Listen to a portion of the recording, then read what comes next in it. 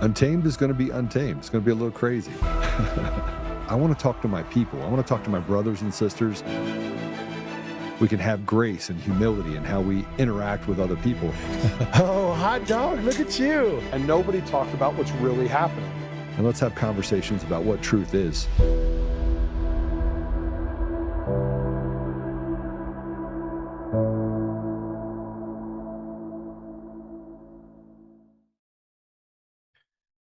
Well, welcome back. Happy Monday. It is Monday, October 13th. And we have let's go ahead and bring Tommy in. We got to at least have him in here for the hello kitty. I don't know if it's kitty, but we'll say hello. Tommy, welcome to the show. Kind of. I'll take it. Probably did. I'll take it. So I'll take any affection I can get. I get you a wife. I know. Anybody's looking to marry a dashing young man, it's Tommy. Tommy can we'll give you his resume. Yeah, no, right. It's gonna be crazy today. It's we're gonna take back Columbus Day. Today is Columbus Day. Are you ready for to take back Columbus Day? Sure. And so I want to talk a little bit about that for a minute. He basically, I don't understand how you take that away from him. They make up all sorts of things about him, but here's a guy that went across the ocean in a boat that is the size of some of our small boats, not a big boat. And they say that he's just this bad guy, but you have to be a little bit crazy back then. And we would have nothing. We would have, a lot of the things we've had, we wouldn't have without Christopher Columbus. Would we? No. So I'm saying we should take it back. We should probably take it back. Well, you can see it in real time, just in my short life. I mean, you can look back at the early 2010s, kind of that whole, 2010, 11, 12, Reddit, Elon Musk is untouchable. He wants the electric cars. He's for freedom, and he's our guy.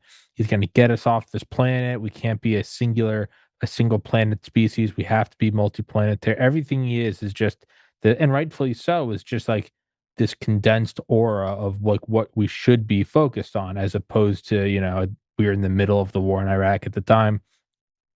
And you can see in a couple short years, just because he backed a president that they don't like, it's not that he's just not on a pedestal anymore. He is now derided as a Nazi. He is nothing. He got lucky and learned how to land rockets upright, and he's nothing more than that. So if you can see that in 10 years in real time, we'll extrapolate that over 500-600. How much do you think you can slander someone and character assassinate them? You could pretty much do anything. It's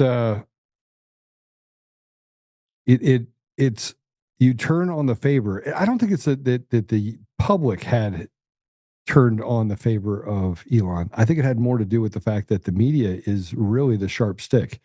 It is the thing that is used by the call them the bad guys, the wizard behind the curtain, to hold people in line and to cancel people.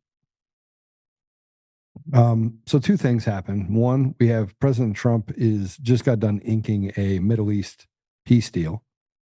And the phase one was the release of 1,900 Palestinians. Ceasefire was locked in, and the IDF is pulling back amid aid flood. So people are coming in to give people and Palestinians some food aid. But here's a concern I have. Netanyahu hails Trump as Israel's ultimate ally, pushing for the highest Israeli award. I want to separate. I was talking to my friend Lamont yesterday. You can't in the same sentence say that all Jews are bad because of Bibi or the Bibi, the synagogue of Satan people, and then say, and I said it to Lamont. I was like, well, am I supposed to hold the same to be true? That if that's true, then all black people are bad because of the guy that killed the woman on the train, right? You can't do it. You can't do it. Or that all Hispanics are bad because of, the math doesn't add up. And so you have to individually hold people accountable, or that collective group. If you have a fraternity of gang members that like MS-13 that's out there raping and murdering, then you can say if you're an MS-13, there are no good MS-13 members. There just aren't. Sorry, you get lumped in there. But I think the problem that I have with Bibby himself is that the guy is he's a psychopath. Killed a lot of people. So anyway, we're going to talk a little bit about that, but then we're going to talk about Gabe. So Gabe is joining us, and by the way, I'm not self-loathing, just so we're clear, Tommy. Meaning I'm partially Jewish. So I don't want to. I'm not going to bang on people that are Jewish. I think that's the problem, is that you have people on both sides. One that says Jews are bad. But you do whatever you want. No. So do you want to introduce Gabe? Well, yeah. Well, so he's a comic legend. Yeah, I had him on a couple of weeks ago, and I think in shortest, what I think was most fascinating is, in the same way that anybody that knows Joe, your primary focus, the vision is on, ballot harvesting, election machines, mail-in ballots, because everything else are just the leaves and the twigs and the outreaches of what we can change. Sure, it's good to seal up the border. Sure, it's good to, blow up boats with fentanyl on it. All things I think are good, and not sarcastically. But at the core, the real thing that matters the most is the ability for the will of the people to put leaders in. Because once you have that, you don't have to rely on a Trump or any great man theory. You don't have to rely on a once in a lifetime person. The average person can put in the person you want. And if you remove the ability for people to have their vote, there will always be fraud. But if you can remove it to the point where the fraud is negligible, that is how that will fix more than anything ever could, because it's the will of 300 million people, all with diverse lifestyles and with self-preservation instincts. So that's kind of at the core of it. Whereas everything else, it's good to deal with, but these are all outgrowths of it. So to tie that into Gabe, I thought it was interesting, because when he and I first started talking, he made it very clear immediately, like he had no comics and super kind of Joseph Campbell, the hero's journey. These are the things that we pick up as kids. Even, my parents, they didn't let us rot in front of TV all day, every day, but even just an hour a day. I don't think much of it. I look back at like SpongeBob or Hey Arnold or King of the Hill, but man, imagine if those things were weaving in things. Back then, there was nothing, but imagine if it was weaving in, hey, you're not good for being white, or maybe you're not really a boy, or on and on and on. Today. Well, so that's what I it'd mean. be identical. It's insidious, and that's why I think Gabe's kind of cool, because I think it's a parallel to you, in that it's go right to the source, and that's what he stood on. But I don't want to put words in his mouth. Bring Gabe in and have him introduce himself. Gabe, welcome to the show. Hi, thank you for having me, Joe. Tom, it's good to see you again. Yeah, it's a pleasure to be here. I'm very excited to talk about this. I feel at times when I talk about entertainment, movies, television, comic books is what I specialize in. I feel a bit like Noah building the ark for hundreds of years, and everyone's like, dude, you're nuts. It's not going to flood. It's not going to flood. Then it floods, everybody drowns. He's like, I've been telling you guys forever. And entertainment media is the religion of the world, specifically the West. It's the most important thing to solve all of this, of what we can affect. And most people don't see that. It goes right over their head because they're born in it. They're immersed and ensconced in it their whole life. And it's like, I've heard a story once. It was just a little like anecdote parable. Two young fish, like young kid fish, are swimming by, and an old timer fish swims by the little boy fish and says, "Oh, water's great today." And the two young fish look at each other and go, "What the hell is water?" Because they were born in water. They don't know what being wet is, because they don't know what being dry is. And I think all of this entertainment, music, movies, books, comics, internet, social media, people are just born in it and have been born in it forever. There's always been entertainment for all of human history. But this mass media entertainment is just there, like that water. And when you tell people how insidious and influential it is, at first they don't get what you're saying, because it's as normal as the water that the fish swim in. I make it for a living. I've been studying, I've been drawing since I was probably 3 or probably younger. And I've wanted to be an artist my whole life, and I am a very successful one. So I know how the sausage is made. So, and I'm here to tell you, it's the most important thing in culture. And people, and especially conservatives, are the worst about art and entertainment. We'll get into why that is. So let's talk about this for a minute. You actually got canceled, and I don't think everyone understands the significance of this. You didn't get canceled, you got fired. You left. You left Disney. Get fired. No, I quit. Yeah, no, he wasn't fired. I quit. See, there's principle on my side here. So there are less people making a good living doing comics than there are in the NFL or the NBA. Now, you would say if you're in the baseball, basketball, football, you're elite. You worked your ass off. Okay, so take that to comics. There's even less of us that make a good living, work on Superman, Star Wars, Batman. I worked on that since I was a little boy, made it, worked on those things, Transformers, Batman, you name it, I did it. And then they just started to get really woke, and in mid, like Obama's second term, everything changed. 2013 is the line of demarcation to me.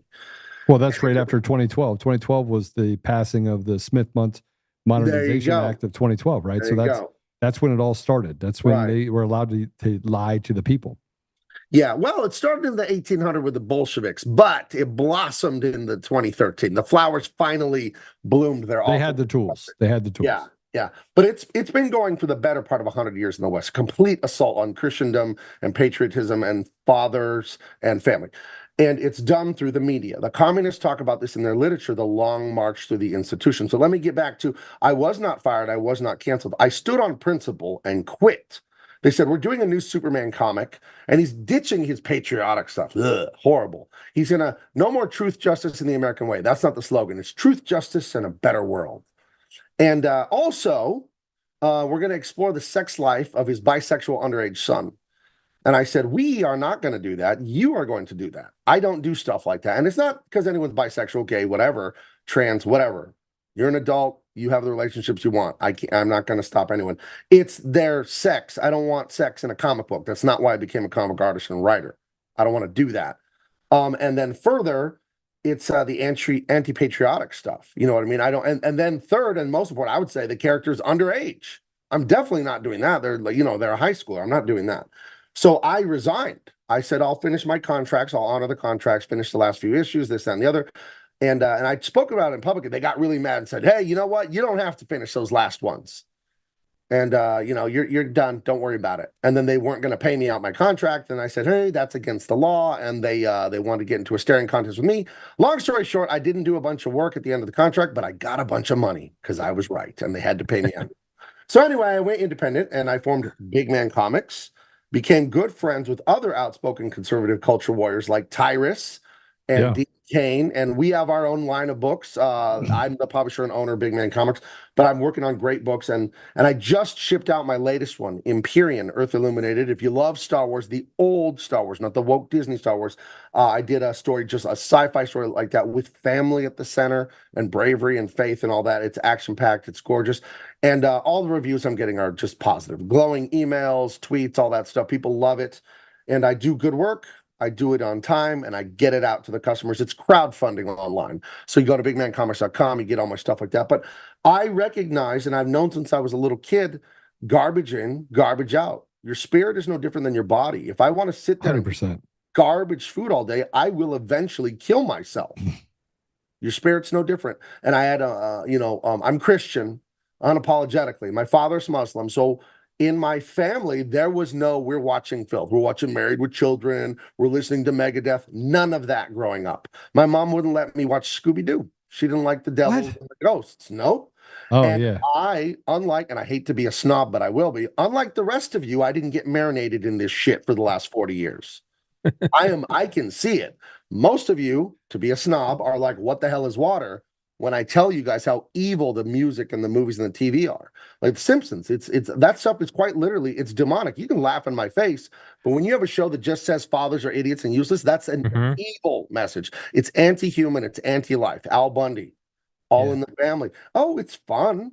It's well written, well acted, great costumes, design, artwork. The artists that make this stuff are amazing. Don't think they're bad artists. Their message is evil. And it's insidious and it's on purpose. because they want to destroy the West and destroy Christendom. They really do. If you want to know, Carl Jung, the great psychologist, I don't believe in everything he says, but he did say, if you want to know the reason someone did something, look at the result. And if you're feeding people stuff like Al Bundy, marriage sucks, dad's a loser and he's unhappy and all this stuff, and you feed them that over and over and over, their subconscious will believe it. And when you believe things, you act on them.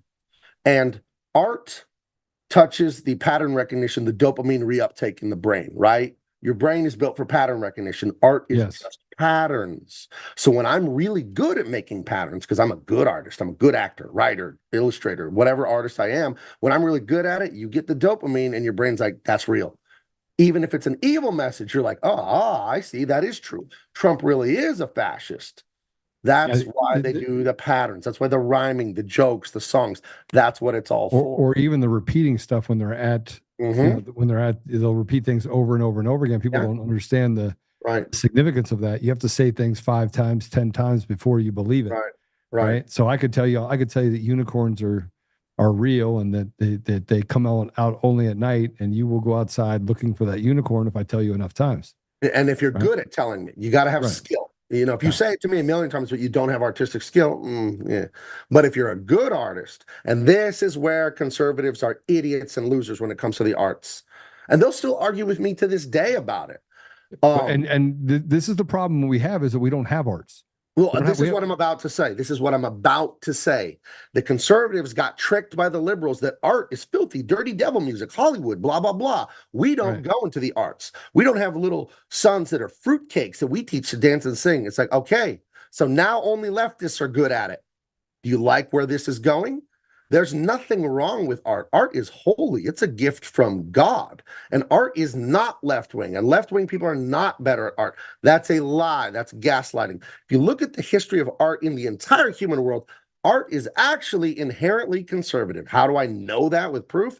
When they dig up old sites, archaeology, what do they find? They find art, pottery, mosaics, paintings, sculptures. Is that art hate the world and the people it's from, or does it love the world that it's from? It always loves it and celebrates it. That's what conservatism is. Art is inherently conservative.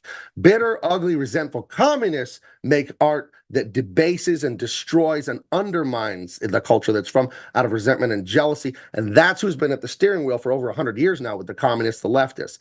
And I'll shut up. This is your show, but I'm giving you the short version. This is actually your show, and this is what everybody needs to hear. The long march through the institutions is a communist concept where you don't need to outnumber anyone. You just need to control the levers of power. So I just need to be the librarian in Oologah, Oklahoma, where everyone's a Christian conservative, but I'm going to have a drag show at the library because I'm the librarian. I just need to become the associate editor at DC Comics so I can hire all my woke friends and make sure we don't hire any conservatives to write or draw. And that's what they've done. I need to be a casting director at Paramount so I can make sure that I hire the right writers and actors with my woke message.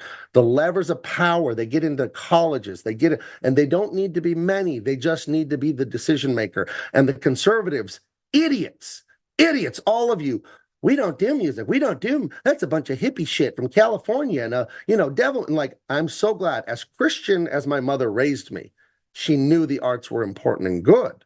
So she didn't say, oh, Gabriel, I don't want you drawing. That's for devil Hollywood people. She wanted me drawing good things. Uplift. I remember I drew like a skeleton shooting someone in the face with a gun when I was a little kid. My dad said, it's good. Why don't you draw something nice, though? So they never discouraged me from being an artist. They wanted me to make good, uplifting art. And this is where conservatives are so wrong. We need to raise right-wing, conservative, or at least anti-woke people to sing, to dance, to act, to color and paint and draw and write poetry. We need it because that vacuum will be filled. Human beings will demand entertainment, and you can't cede that cultural battleground, the most important battleground, to the left. And idiotically, conservatives have done that for decades now. So I have to ask you, I'm gonna take a right turn on you here for a minute, okay? Your mom was Christian, your dad was Muslim. Yeah. Right? Yeah. And your dad looked at you and said, why don't you draw something nice? Yeah. Right? I spent 6.5 years in the Middle East and Africa. Shwa Arabiya. I learned Arabic. Do you speak Arabic? No, I could say shukran. Shukran. My parents surprisingly got divorced. because of their religious views. They got divorced when I was little, so I didn't grow up with my dad. I know him. I visit him in the summers, but I was only around him until I was about 8. So I'm Arabic in name only. I don't speak the language. I don't know anything about it. I don't know my family from Africa. Yeah. Wow. From Africa. Libya. Tripoli. Libya. That's where my dad's from. Tripoli. Yeah. Wow. I've been there. Yeah. But I bring this up because the value system, and maybe I don't want to get into the dynamics of this, but I often say that people, there's the ethical Muslims, there's the ethical Christians, there's ethical Jews, right? And we try to lump them all together and say, you know, Christians good, Muslims bad. I'm sure you've done business with Christians before that have disappointed you. 100%. Yes. If they say I'm a Christian first, you run for the door. No, I judge everyone individually, but and that means I don't just trust you because you say you're a Christian. Talk is cheap. Actions are everything. We'll see. That's how I look at it. We'll see. Let me see you by your fruits. Yeah. So they came in there. They told you they wanted you to do this new comic book series. Yeah. And you said, "Yeah, I'm out." Was it? Did you have to think about it? Did you sit there? Oh yeah. Well, I'll get into that. This is the power of story. And when you see stories and you internalize them because they're well done, you believe them and then you act on them. I was so excited to get the assignment of being one of the artists for Superman. How many people in the history of the world can say they are an artist on Superman? Probably just a few dozen of us. Right. That's how hard that is. That's how precious that is. And I got the script and I'm reading it. I'm like, he's got a boyfriend? The underage son? What are we doing? No American way? What are we doing? Superman didn't throw a punch in the first 6 issues because the writer wanted it to be blah, blah, blah, something or other. And I don't know. Whatever, dude. What kind of writer doesn't have Superman throwing punches? A super woke guy. He's really woke guy. Anti-American because he's jealous of America. He's not American. He's Australian. He was the writer at the time. He's Tom Taylor, big guy at DC Comics. Anyway, I got it, and I'm like, I don't like this. I'm not comfortable with this. And I'm working on the first couple issues, and it hadn't got into the stuff yet. But I talked to my dad, actually, the Muslim, which I am not. And I said, Dad, look what they want me to do this. I don't want to do that. What do I do? He said, well, you signed a contract. Write them a polite letter. Thank them for the, over 15 years of work, and then just tell them you're out when the contracts are. I said, okay, that's fair. I wrote them an email, and they were gushing, and we loud because I was one of their big guns. I do everything for them. So many books, so much. I'm prolific in my output. I did so many more pages per year than anyone they had. And they're just, oh my gosh, thank you, Gabe. We love working with you. We wish you good luck in your future endeavors, blah, blah, blah, blah, blah. I said, I had other opportunities, is what I told them. And then I was on a podcast and I talked about it openly because I'm not afraid to talk about things. And I just said, yeah, I don't like what they're doing. I think it's shit, this, that, and the other. And then that's when they contacted me and said, hey, you know what? We don't need you to finish after all, blah, blah, blah. And that whole thing I told you where they said they weren't going to pay me. But then I pointed out the California state law that says, you can't do that. I'm legally allowed to espouse my politics and you have to pay me. And sure enough, they, made a huge deposit to me. So that was nice. But backtracking about stories now effective there. Indiana Jones, 1989, The Last Crusade, Sean Connery and Harrison Ford, of course, Jr. Love that movie. In the end, he's going through that, not obstacle course, but the traps inside the temple to get the Grail of Christ. Right. And one of the things he has to do is the leap of faith. Jump from the lion's head, and there's that bottomless chasm, right? But it's an optical illusion. There's actually a rock bridge, but you can't see it unless you move sideways because the way they painted it and blah, blah, blah. But he has to just trust God, be the penitent man who trusts God and step out in faith and not fall to his death. And there was a bridge there all along. That's how I felt about quitting DC Comics. I mean, I'm a smart guy. I have a college degree in art, but my resume is a quarter century of being an artist. What kind of job am I going to get? A wife, 2 kids, a mortgage in San Diego, the most expensive city in America, San Diego.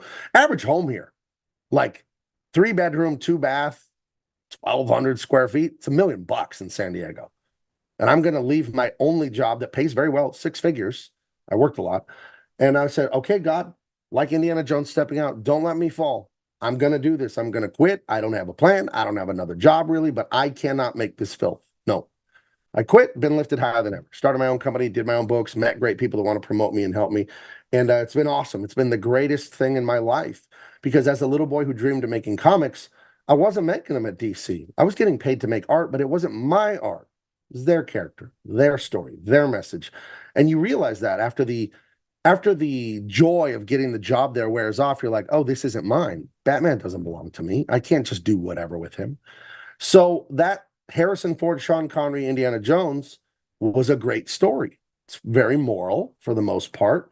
And it taught me a great lesson as a little boy about stepping out when you're scared and having faith. And I used that story in my head. So when Hollywood teaches all these evil stories about racist, homophobic, white, whatever, Christians are bad, heterosexual men are the worst, you're going to believe it if they're good actors and writers. And you listen to it long enough, you're going to believe it. And I get people that are defiant to me, and they say, no, because I know they're trying to trick me. And I would tell them that's not how propaganda works. Propaganda is not working, persuasion, not propaganda. It's not working in your forebrain. It's not working on your cognition. It's working on the amygdala, the subconscious. That's where it's happening. You can't communicate with that directly with your waking mind. You can only communicate to that part of your brain with experiences, actions, movies, books. And then that subconscious is like, oh, this is true. It's why you jump in a movie when there's a monster. It's a television screen. Why are you jumping? Because your subconscious thinks it's real because the artwork is done correctly. So This is why we cannot let people bathe in filthy music, filthy TV, movies, all that stuff for any time, but like decades. They spend their whole lives bathing in it. Then you wonder why they have the deranged ideas they have. It's intentional. I'll tell you why I know it's intentional. As someone that makes art for a living, I've been typing all morning, the Unstoppable Tyrus sequel. I already finished the first one. It'll come out in January. Every letter I type, I meant to type it. Every line I draw, every thousands of lines per page, I put my hand on the page on purpose with the pencil or the pen. I don't throw the pencil and bounce it off the paper accidentally. Every molecule of artwork I make is intentional. It's all deliberate. So every woke message, every white man is evil, Christians are evil, you should leave Christianity, hate your country, infinity immigrants, confuse children about their gender, that's 1,000% intentional because they want the effect it'll have by brainwashing people long enough. And conservatives don't want to get in this fight. We need investors for movie studios, for a comic book company. We need investors for everything. We need customers for everything. We need conservatives to raise kids to be great artists because it takes a lifetime. Gabe, it's not just the problem is not just art. It's entertainment, it's technology. I mean, look at the technology and the fact that there are more bots. There are more bots on a 10-to-1 average. Yeah. On tech platforms than there are people. Right. And they're influencing. And they're actually built to tell you things that aren't true. They're built to communicate with you, to create conversations that typically elicits a response emotionally. So one response will be happy. The other response is to piss you off. More of them are out there trying to piss you off and lie to you because the entire system is designed to make you doubt your position so that you don't share your position. Right. And I would say this, don't in your mind separate art from the bots. Look, just squint your eyes so you can see without the detail, just the big picture. Art is just persuasion. The news is just persuasion. Music, all of it is just persuasion. There's no way to make art without a message because that's all art is, patterns that make a message. Every bit of art is self-expression of a human being, something. You need to be intentional about it. So yeah, those bots, that's art. Or it's a message and art is a message. It's all persuasion. It's all saying, hey, this is true. And if they execute well, you're going to go, that is true. And then they got you. So tell us about your project real quick. Can we get into your project? Yeah, I can share. You want me to share some artwork with you and tell you what I'm working on currently? Yeah. Or do they have the website or? Okay, go for that. Okay. Hold on. I didn't hear the last thing you said. It was all muffled. I'm sorry. You can track it. You can actually share your screen and we can. Okay, I'll bring that up here. Yeah. And then we could just put it. It's gonna take me like 30 seconds, but I'll bring them up. I should have had it ready. I'm sorry about that. If you guys want to talk amongst yourself for 1 second, I'll grab it really quick. Sorry. No, you're good. No, I think that's those 2 points. None of it's an accident. None of it's you don't go to the Sistine Chapel. You don't go to a single statue and go, yeah, they didn't mean to do that one part. It's yes, they did. They polished that for a lifetime. And I think that's a brilliant point. All ancient art you find, it's a celebration of where it's from. Roman statues, Greek statues, the pyramids. None of it's look at us, we're so evil. It's all look at the heights we climbed to.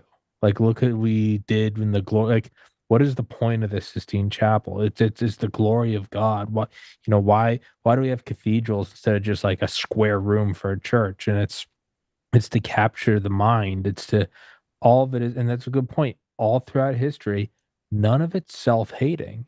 Right. None of the Colosseum or none of it is. You don't go to any picturesque and go, oh yeah, the Eiffel Tower. That's meant to make you hate France. Like no, it's No. it's like this is us, Right. and that's a brilliant point. Is historically, Well, to it's all me, self-love and conservative.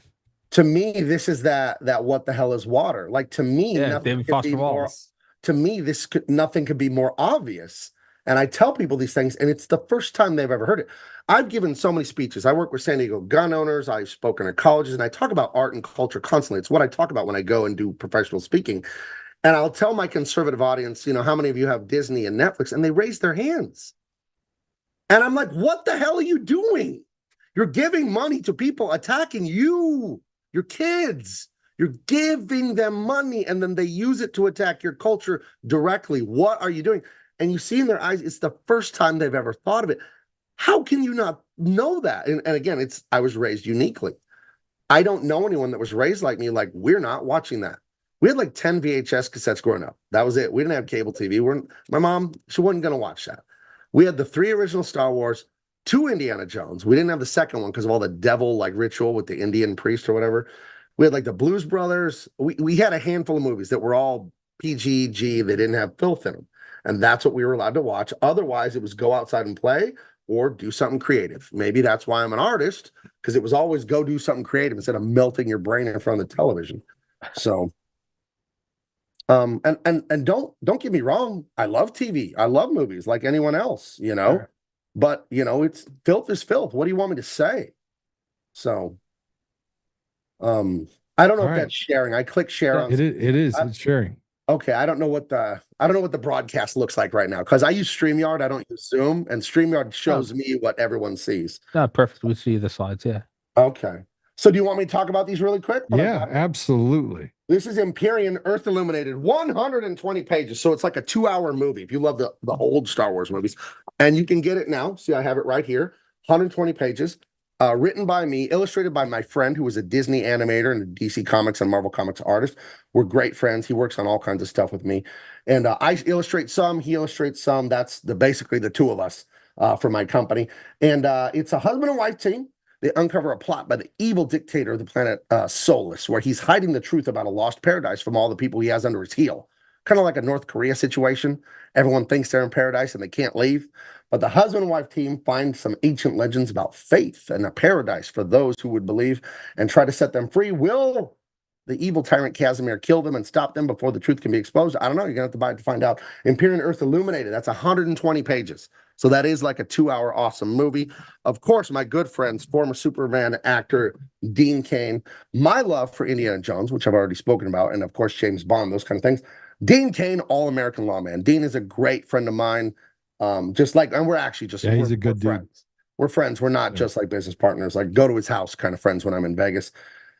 And I thought, we need those macho masculine heroes that we had up until the woke time, where it was wrong to be a man, where they created this farcical concept of toxic masculinity. What if we said like, Hispanic toxicity or Asian toxicity, right? Like you just lump a whole group and say it's bad to be that? No. It's right to be a man. It's right to be resolute, brave, upstanding, die for the people you love. So we created a just awesome lethal weapon, Indiana Jones, All-American Lawman. You can get that. It's limited, though. We've sold out of a few. Like this James Bond homage cover, we've sold out of that one. There are like 5 different covers, but we've sold out of a few. But I love Dean Cain, All-American Lawman. And I wrote the sequel. And my buddy that drew this book is drawing the sequel to this. And he's 20 or 30 pages in. So he's about less than halfway done with it. And you'll be able to get that probably in the spring. I'm trying to get ahead here. I don't want to do them and then put them out right after I finish them. I want to bank a few books. Yeah. The Unstoppable Tyrus, 125 pages. If you love the Incredible Hulk, kind of like superheroes like the Avengers, Ninja Turtles, and stuff like that, with ancient mysteries like the Legend of Zelda thrown in, you're going to love the Unstoppable Tyrus. He became a friend of mine because he saw when I left DC Comics. Same with Dean. Dean noticed me on Twitter. We both separately became friends through Twitter when they loved my standing up to Warner Brothers and humiliating Warner Brothers for the woke nonsense. And I loved the Ninja Turtles as a kid. And so I wrote a book that has, like, I call them mana beasts instead of mutants. They're half man, half animals. And it's got ancient prophecies and the chosen one and all this cool stuff. And it stars Tyrus, a former disgraced professional wrestler who's at the bottom. He's lost everything. He's gone to jail. It's a great story. And finds out that he may have some superpowers and turn into a giant blue behemoth who has to save the world. Kind of looks like you, brother. Well, it's supposed to be Tyrus, but I'm a big guy too. I call my company Big Man Comics because I'm 6'4", 260 pounds. But Tyrus is like 6'7" or 6'8". So I guess it's called Big Man Comics for a reason. But there's a preview comic that I had at Comic-Con. You can't get this. It's limited. You could have got it if you ordered this in the first 48 hours. But I no longer offer this, and I don't think I will anymore. But the Tyrus comic, the 120-page book, I finished the dialogue for it and all that. The artwork is completely done. I got some amazing guys coloring it. I colored these 2 images, but the interior pages, I hired some real, like, pro guys to color it because I don't have time. And that'll be done Thanksgiving, and I'll put it out in January. Me and Tyrus are going to make a huge splash putting that out. So that's the Unstoppable Tyrus. Here's another Dean Cain, just to give you flavor. It's like Die Hard, right? He's swinging. He's got a beautiful woman. There's exploding helicopters, car chases. If you love that. So all of this stuff, bigmancomics.com, it's in stock. It ships fast. You'll absolutely love it. Here are some preview pages of the Unstoppable Tyrus. Not going to go into the story. This is thousands of years ago, an ancient prophecy, a Birdman, this evil woman here. And then we cut to modern day. Tyrus is a pro wrestler, but some things don't go well for him as a pro wrestler. So not going to talk about that. I don't want to spoil too much, but it's an awesome book. It's got gorgeous artwork. I don't want to. I've shown some of these pages online. And I can't get all 4 of these magazines. You can get Empyrean right now. Okay. I will ship that out today if you order it, or tomorrow. You can get Dean Cain, All-American Lawman right now. You cannot get Tyrus because it's not done. I'm waiting for the colorist to finish coloring it. This was a preview book that I had at the San Diego Comic-Con, and you could get it if you ordered this back in July. But I can't order all 3 and get one? No, sorry. Because when you do exclusives for crowdfunding people, you have to make them feel special. So I'm a pretty special guy, though. Well, hold on. Just like you'll understand this, because I'd love to give you guys one. But I said to my fans and customers, if you back me on Empyrean in the first 48 hours, I'll throw this book in for free. So if I turn around and give those away and sell them, how does it make the people feel who I gave it to in the first 48 hours, right? They're like, hey, I backed you in the first 48, man, and now you're just handing that thing out like candy. So I can't. So I stopped buying comic books for the same reason that you stopped making them. Well, stop making woke ones. I make the best ones ever now. Yeah, but I mean, you're the only one, right? I mean, every time I pick up something, if I'm watching a movie or a show, and even remotely tilts towards wokeness, I turn it off. Good.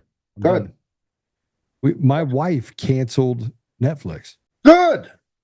Yeah, I was done with Netflix when like I'm out.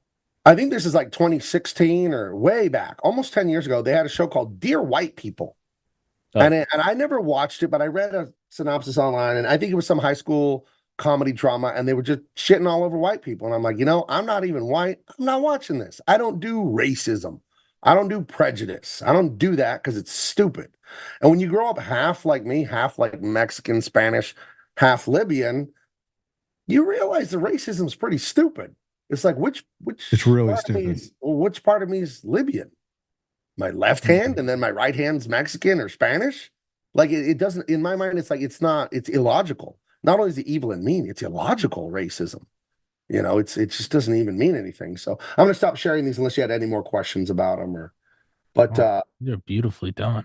Thank you. Go to bigmancomics.com and get on my mailing list. Everyone who can hear the sound of my voice.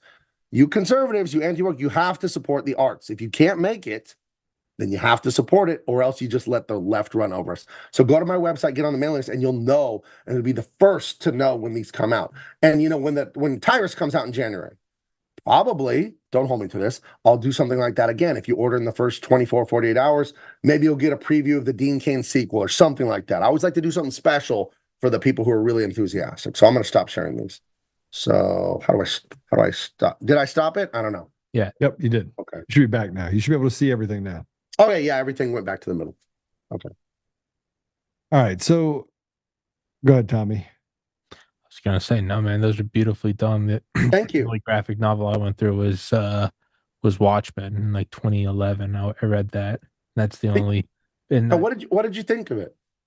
Oh, it's been 15 years, but I from what I remember, I loved kind of the unwaveringness of Rorschach. You know, Can I tell you about that? Yeah. Watchmen is one of the greatest comic books ever made. It really is. And it's still a bestseller to this day, like 40 years later. DC Comics just can't stop printing and selling. People love it. Alan Moore is one of the greatest writers of all time. He is a far left, communist leftist, and he hates that everybody loves Rorschach. Rorschach was written as a criticism and an insult to conservative people. And that's the character that everyone latches on to. And you've seen him, he's like, I don't understand what these idiot readers are saying. He didn't say that exactly, but he's like incredulous that people hate, people love Rorschach. Dude who plants his feet even against Dr. Manhattan, who's a living man god, and says, no, and what happens eventually? He does still technically win. The manuscript gets out. And he dies for his conviction, Rorschach. Yes. Do it. And then, and I also, another line I love at the very end, it doesn't, when Adrian asks him, it doesn't work out in the end, and he goes, nothing ends, Adrian. Nothing ever ends. I love that line too, where it's even the highest global utopian plans with nuclear war and psychic aliens, and no, man, nothing ever ends. And but you can see the evil nihilistic communism of Adrian Veidt, Ozymandias, the ultimate villain in that, where his plan, just so everyone knows, in Watchmen, there's the nuclear threat of the 80s, communist Russia versus America, and to subvert it, Adrian Veidt gets a bunch of scientists and like magical scientific people to make an alien invasion fake in New York City, and psychics make this psychic squid. It's this giant beast, teleport it to New York and kill thousands or millions of people, and then humanity has to unite against aliens, instituting world peace. That is a very communist concept of, hey, we'll kill a few million, but we'll create utopia. Yeah. So that's the writer, Alan, and that's pretty awful, that plan. But one of the greatest things is when I think it's Owlman or whoever the hero's confronting him about his plan about the psychic squid launching in New York. I'll paraphrase, but it's like the coldest line in comic books. It's my favorite line. He's like, the good guy's like, we'll never let you do that. And he goes, I'm not some cartoon serial villain. He's like, do it? I did it 30 minutes ago. That is the hardest line. I think I'm going to tell you my masterstroke if there was any chance he was stopping it. You think I'm a comic book villain? It happened 15 minutes ago. No, that is the hardest line. Yeah, it was awesome. So there's exactly what I'm talking about. Alan Moore, one of the greatest writers in the history of comics, but a lot of what he writes is subversive filth. But he's so good at it. Even a person like me reads Watchmen and goes, dang, that's a good story. But the conservative anti-leftist person does win in Watchmen. He dies for his convictions and wins. So I can accept the story. But the conservative wins?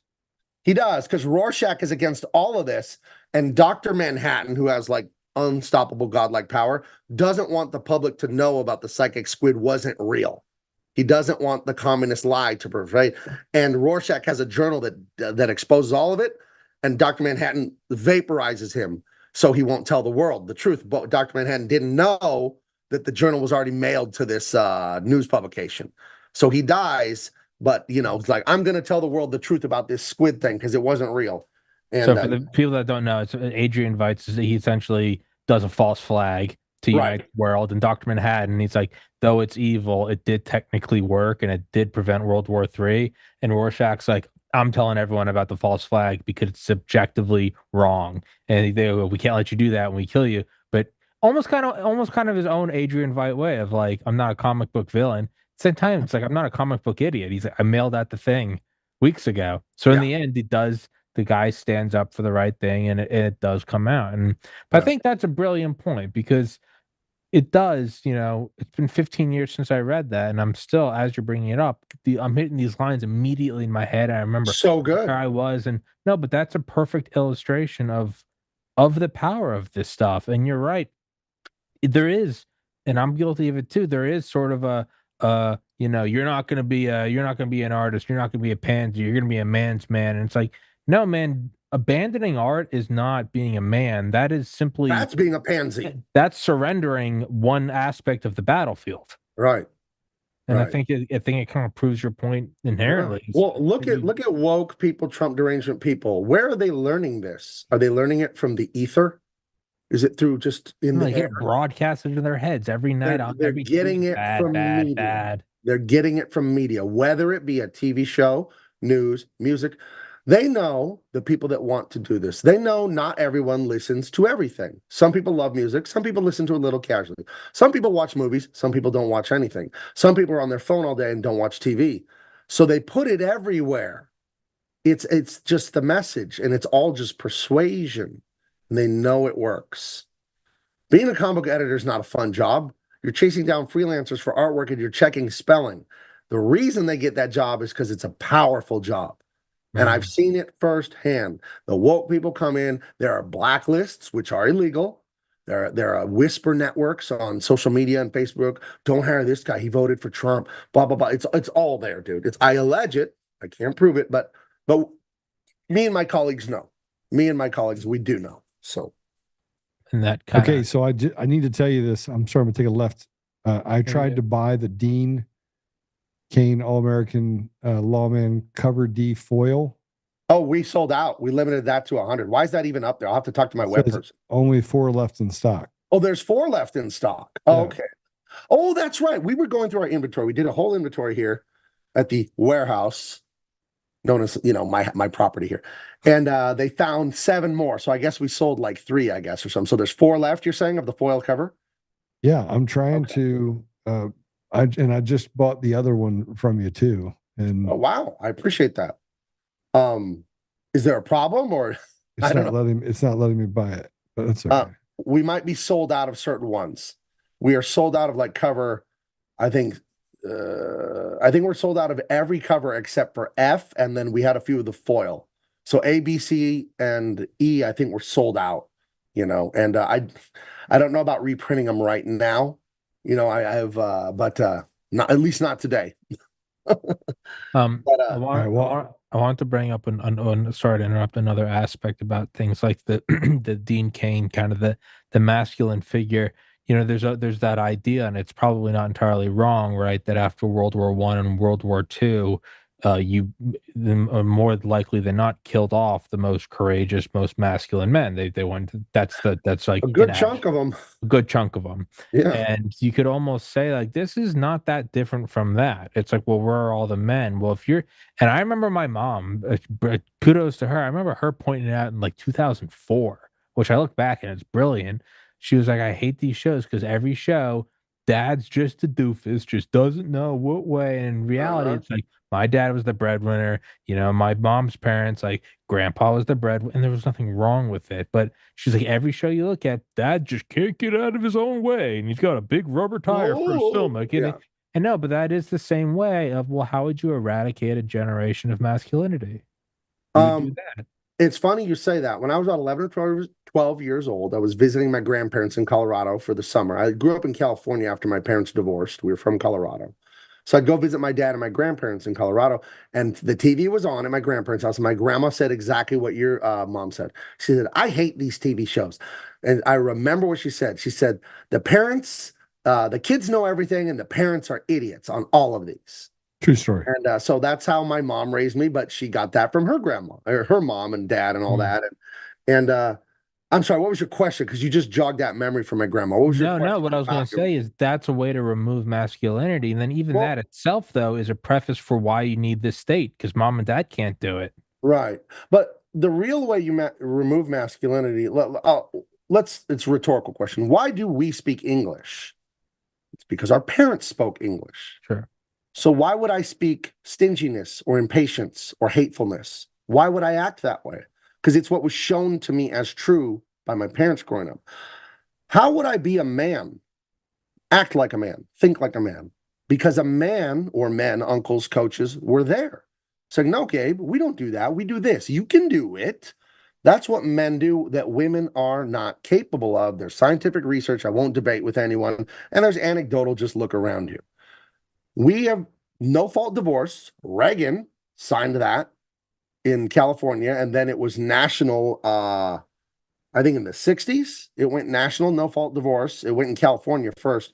No-fault divorce is a disaster, right? Because there's 50% of marriages in divorce. I think it's even worse now because people don't even bother getting married.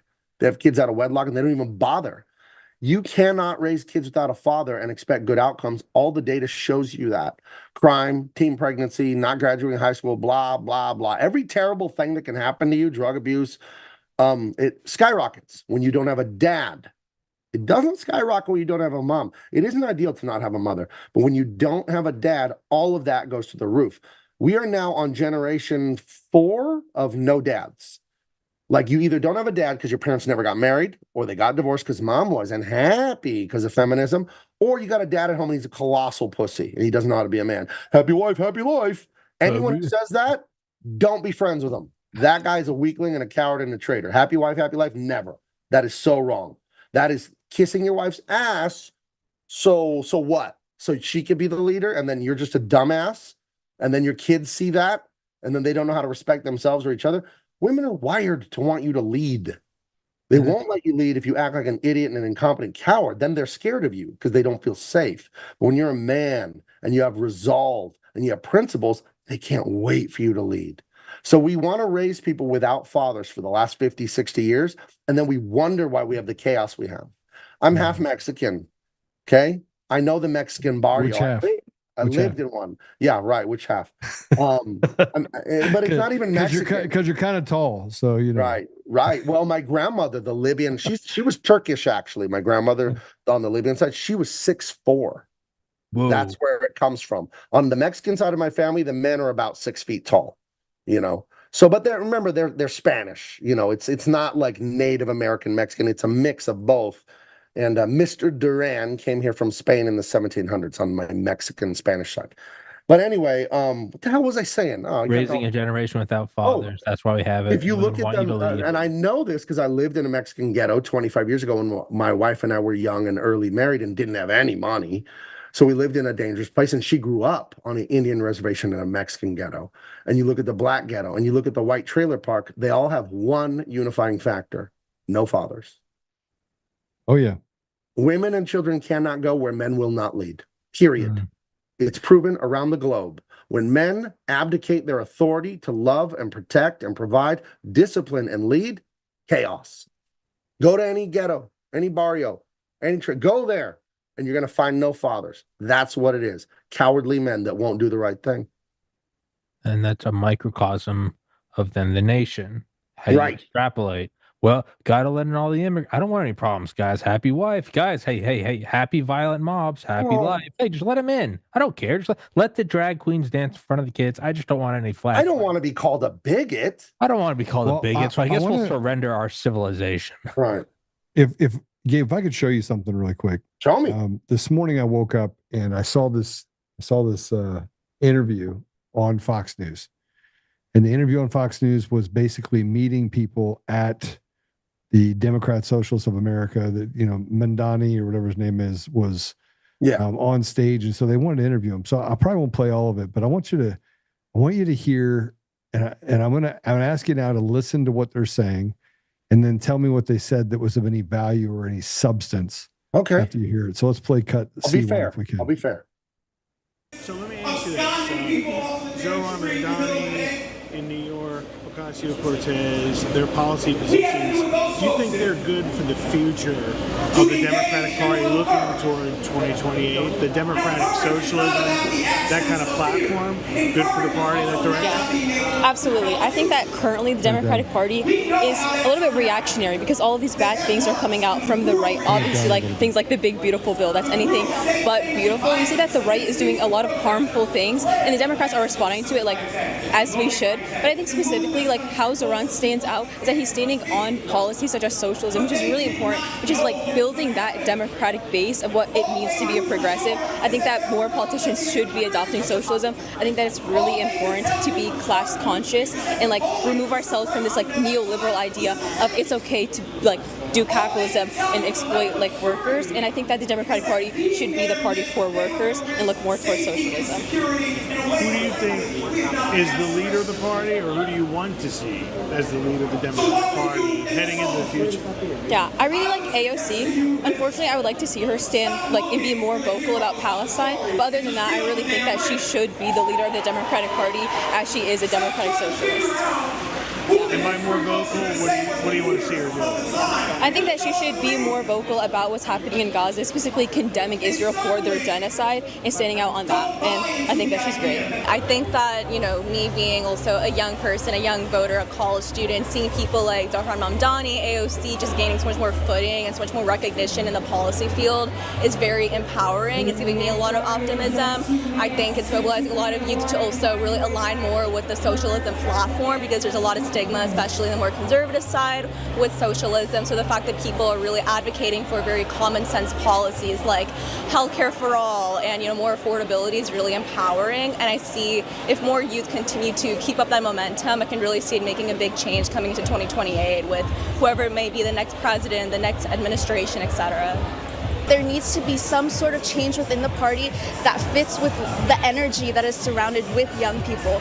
Because yes, sometimes a lot of these policies seem out there, they haven't been tried before, but sometimes we need politicians and leaders who are willing to fail and are willing to try at the very least. Instead of sticking with institutional traditions, we want to see some change, and we're okay with seeing some failures. Like, at least there are people pushing for these platforms and wanting to make a difference and taking accountability step by step as they're trying to figure out some new policy solutions so that we can live a better future. Because right now with our young people, we're seeing a lot of nihilism, we're seeing a lot of civic apathy, and so we really need to address that at the root, and a lot of that comes with progressive change and energetic leaders like AOC and Mamdani over in New York. Are there winning issues you think you've heard from them, like issues the party should take and run with? Yeah, I mean, AOC, she did start with like the Green New Deal, and the environment is a really huge issue for young people because it is an existential crisis for us. We're the inheritors of the earth. And so we want to ensure that our generation and future generations can, you know, experience this beautiful earth that we have now, and that it's sustainable for everyone in the future. And I think with Mamdani as well, he talks a lot about like the quality of life for young people, also the cost of living in America. I'm a Californian, so I know that cost of living is definitely a huge issue. We're huge advocates in California for housing equality and ensuring that we can tackle this housing crisis. So I think these two topics of environmental justice, but also ensuring that everyone has good quality of life and can afford to live in America, are really touching topics. Or what'd you get out of that? Like, did you get what you needed out of that? Like, Gabe? I think it all makes sense given the background that I can assume these people have. These viewpoints do make sense to them, and there's an internal logic to it. And it's a very simple thing. Again, it's fathers. Everything is fathers. They either have no father, they have a weak father, but they have a bad father in some way. He's a mean father, an abusive father. They have a bad father. And you know, do you think some of the issue might be like I grew up super poor. Yeah. Super poor. And so for me, I was very hard on my children. Yeah. In a way that I think made them adopt to thinking for themselves, doing the right thing, not putting themselves in a position where they would take this weak approach that everyone is going to just make it, that everyone's equal. And one of the things that scares me about socialism is that socialism is not the same as communism, but the output is the same, and that is that it erodes the ability for people to succeed. I think the ideological difference between the left and the right can be summed up very simply as gratitude and discontentment. When you have a father and he's a good father, you'll have gratitude. Oh my God, he suffered. Grandpa fought in the war and died. Countless men and women came before me for thousands and thousands of years so I could have air conditioning. When you have a father loving you, validating you, disciplining you, say, hey, you don't do that to our house. I paid for this house, blah, blah, blah. They were sacrificed to get here. You see me coming home from work after 12 hours, how tired I am, and then you're going to break the window and blah, blah, blah. And you learn to appreciate what you have when you have a good father, when you have that father thing, because the fathers are the ones that provide and protect. This is wired into humans, women and children, but women are resource-seeking creatures, and there's nothing wrong with it. They do expect to have food, healthcare, shelter, blah, blah, blah, but they need to do their part. When you don't have a father, now you have discontentment, resentment, and ingratitude. Why would you want to change something if it was good? You only want to change something if it sucks. Left-wing people want to radically revolutionize, transform, change culture.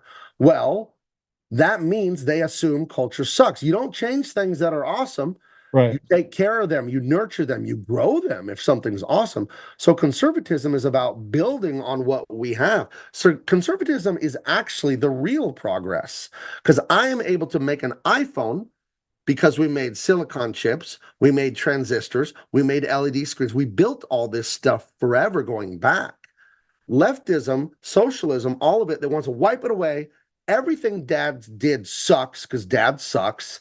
And we're going to start history this morning. It's not truth, justice in the American way. It's truth, justice in the better world. Because how could my dad have done anything right? He was mean to me. He wasn't there. He didn't love me. He didn't provide. Fuck him. Fuck his world. One of their slogans is smash the patriarchy. Mm-hmm.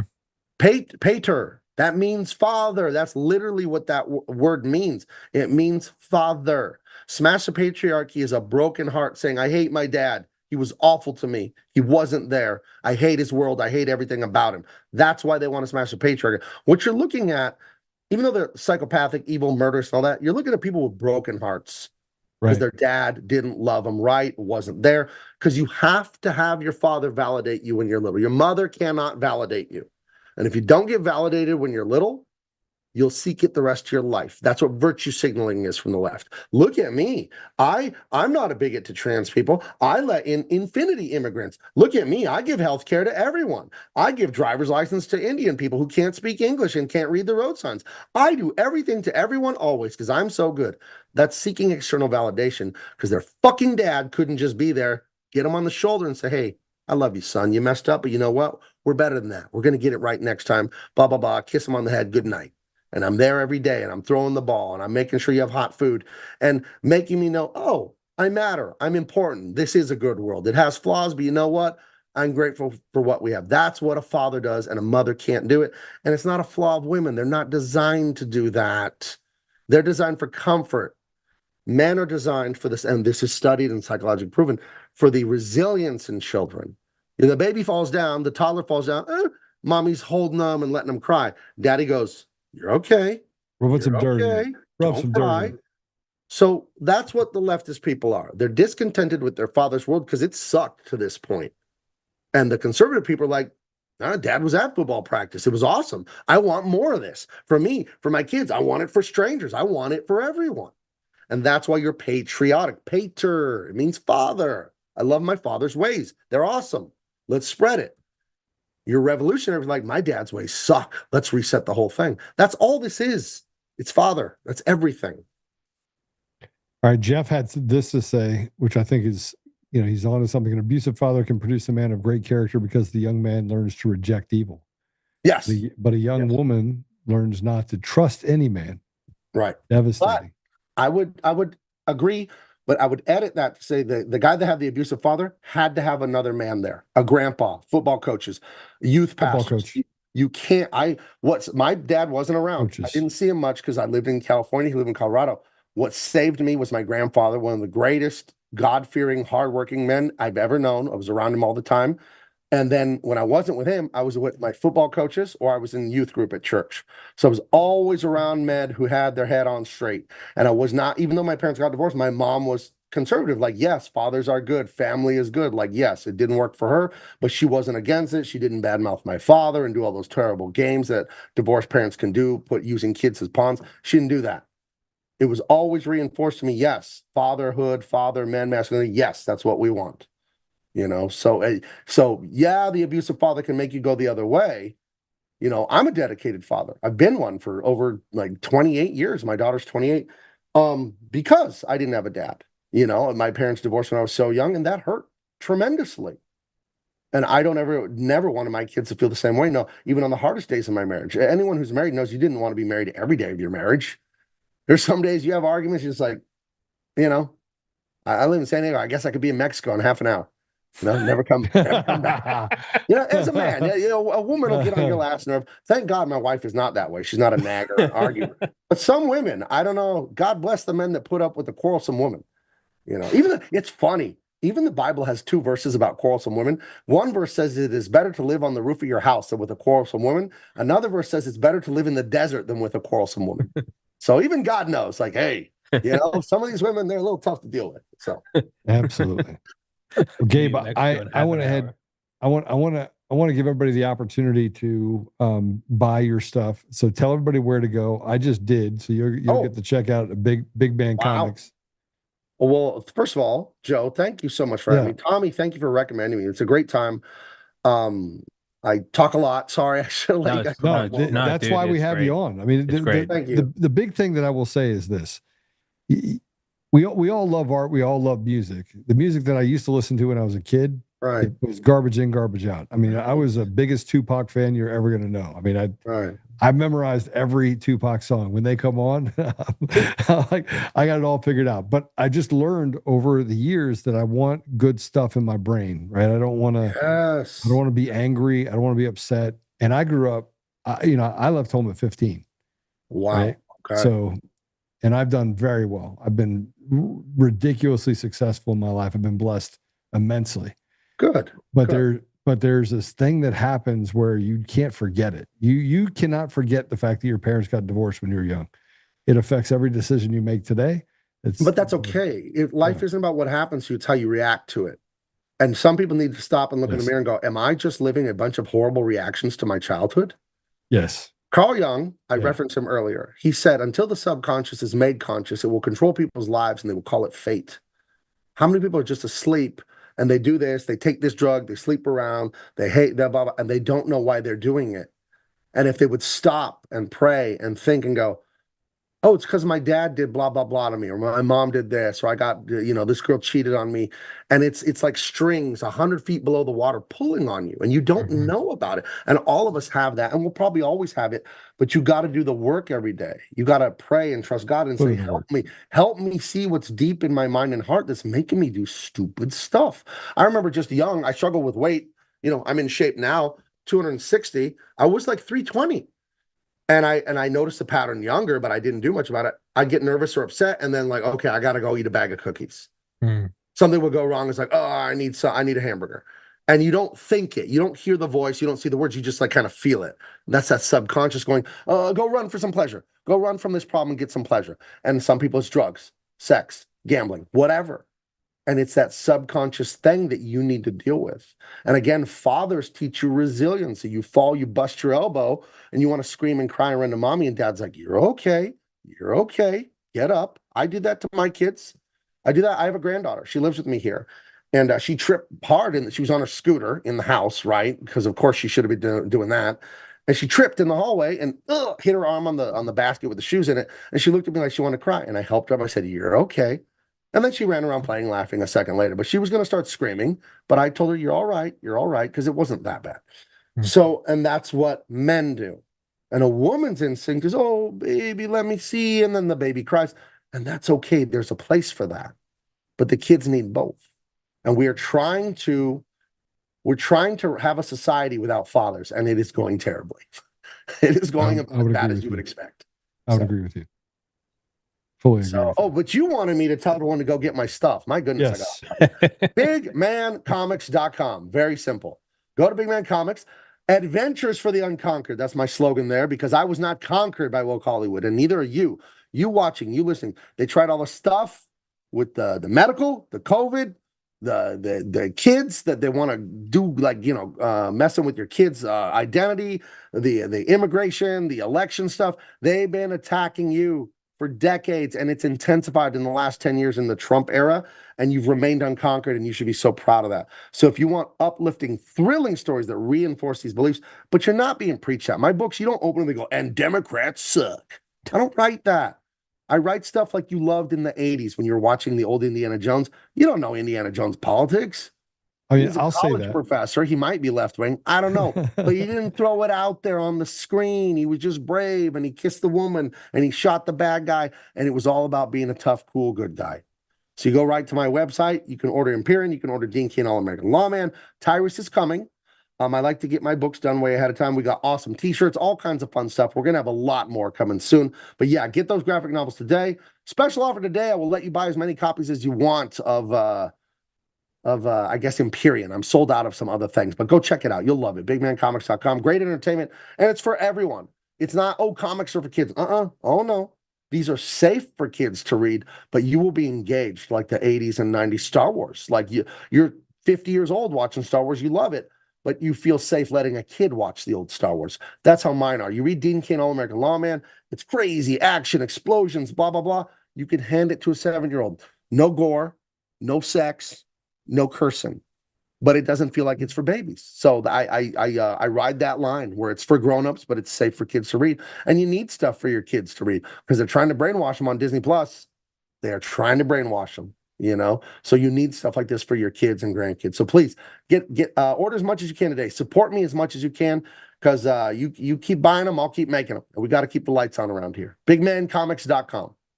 All right, awesome, Gabe. Thanks for showing up, brother. Thanks for being here. Thanks for taking a stand. Thank you for self-selecting and doing the right thing and bringing something good back to the arts. Appreciate you very much. I really appreciate you guys. I'll come back anytime. You, Tommy, anything like that. Thank you for having me very much. All right, God bless you. Thank you. How awesome is that? That's pretty awesome. Cool Good guy. dude. Very, very good dude. Yeah, so we're gonna take a quick commercial break. When we come back, we're gonna talk about the Democrat Socialists of America and their website and some of the things that they're doing. Like this is why I want people to get outside of the echo chamber, and I want them to understand that most people, Democrats and Republicans, want the same thing. Matter of fact, I was having a conversation with my neighbor who is a Democrat in Texas. And I said, yeah, I'm a Republican, but I think that they're both equally broken. And I can't get behind killing babies. And he looks at me and he goes, I don't want to kill babies. And I was like, well, you think you're pro-choice? He goes, no, I'm not. He goes, I'm firmly against abortion. I said, well, then how can you vote for Democrats? He goes, well, I can't get behind the racism deal. And I go, well, I can't get behind the racism deal either. That's why I'm not a Democrat. So we had this lively conversation where I think people pick a Democrat or an R or D based on their upbringing, their family, and they don't put a lot of thought into it. They don't trust the government. Nobody trusts the government at any level.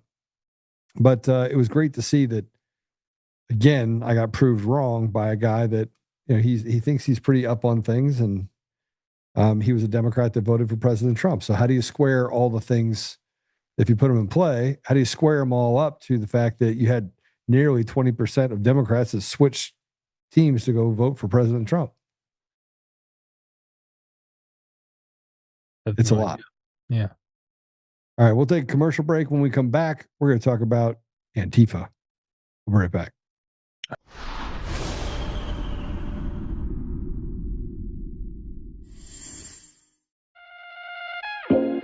My first time here shooting at the shooting range. How's it going? It's also my first time, and I'm really excited. It's also my first time here, first time shooting a gun. My day off of work, and they were like, hey, want to shoot some guns? That was awesome. The revolver is crazy. I will definitely come again. Yeah, it was awesome. Really cool experience. 100% bringing my friends here another time. I like to come shoot because I get to spend time with my family.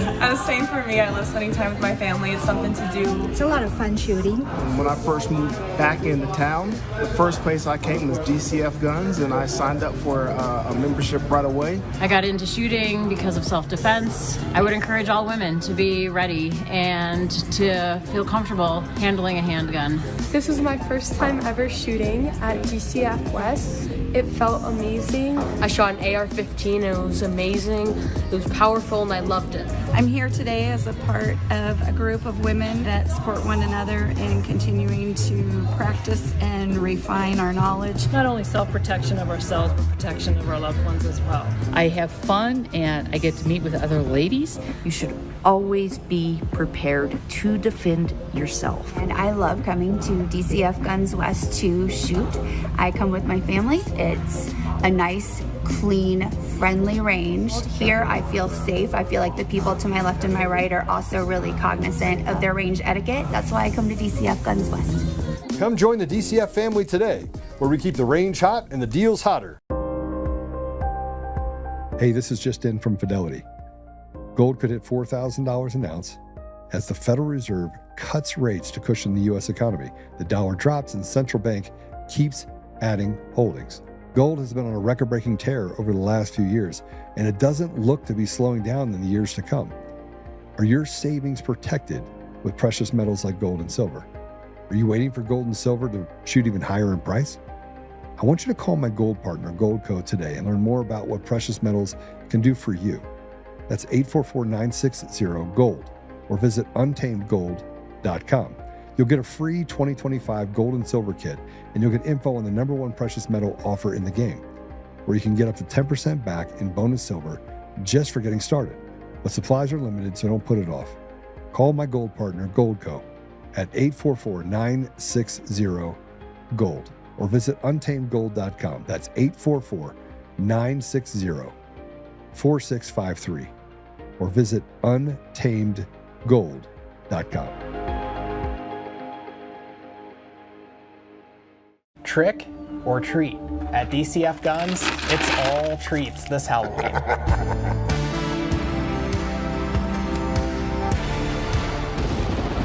We're handing out spooky good deals, king-size candy, and everything in between.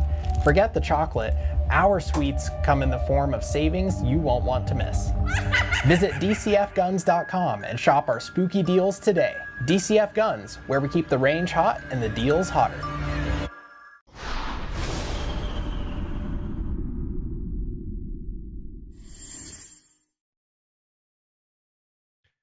So let's start here. Let's start with what is the, so by the way, the Democrat Socialists of America is Antifa. Tommy, pretty good synopsis is if you look at the Democrat Socialists of America, it is kind of like the Al Capone's criminal enterprise, and it sends out its goons, and that would be Antifa.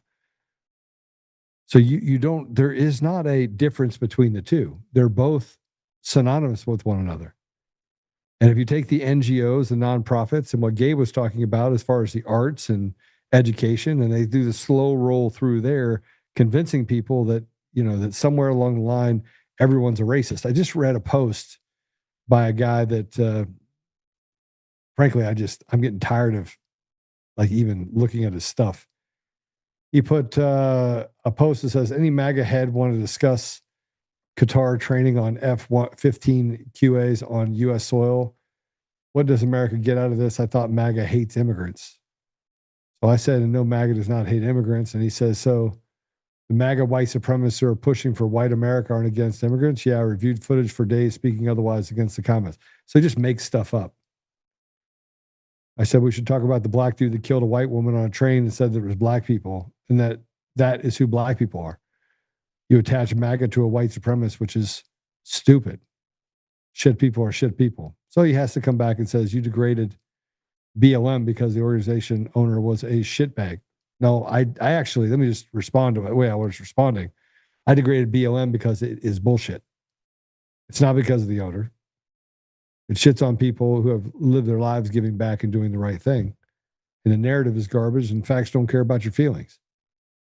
So we've literally built an environment where you can just create whatever sort of truth out of thin air that you want. And we got to put up with it. I got to tell you something, Tommy. I think we're closer to civil war than I think we've ever been. And I'm closer to civil war with people that, frankly, were friends of mine for years. Years.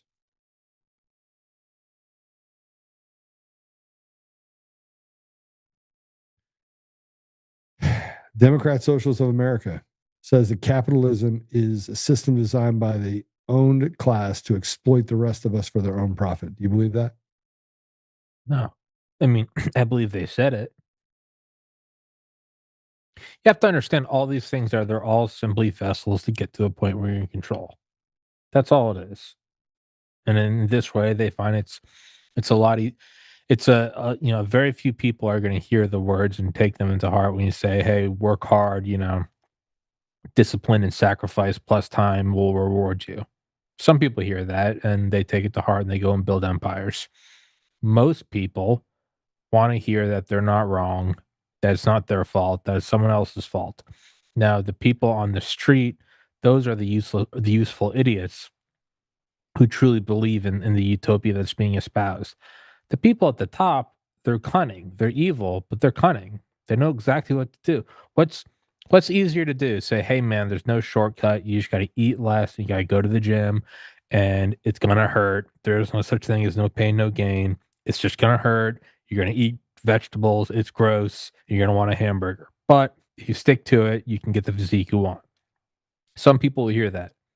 Most people would rather hear it's not your fault, dude. You were born big boned. There's actually something in the water. It's Trump and Bobby Kennedy did it, and that's the reason why you're 800 pounds. And people will want to hear that. Now, the people espousing that are useful idiots who actually believe it's not your fault and that you're just big boned.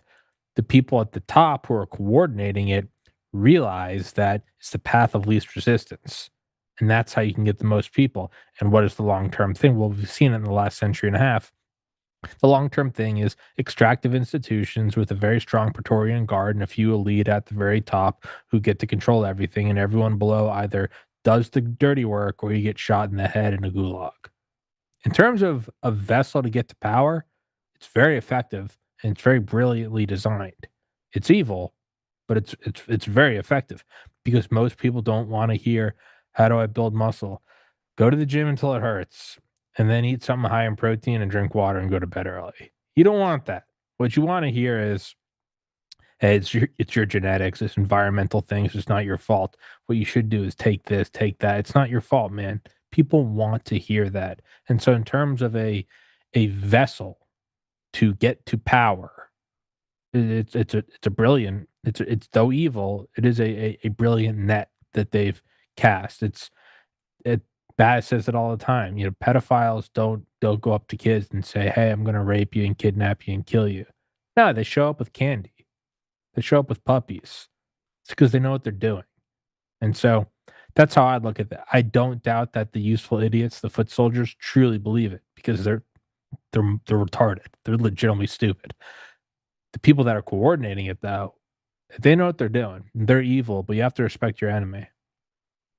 Yeah, I mean, respect the enemy, but you were talking about massive amounts of deception that exist. Socialism cannot work. Correct. It mathematically cannot work. And if we could just do this, let's put up the next one. This is what Democrat Socialists. Now, I want to say this about the DSA on X. 337,000 followers. And this, by the way, is when I talk about bots, what I'm talking about.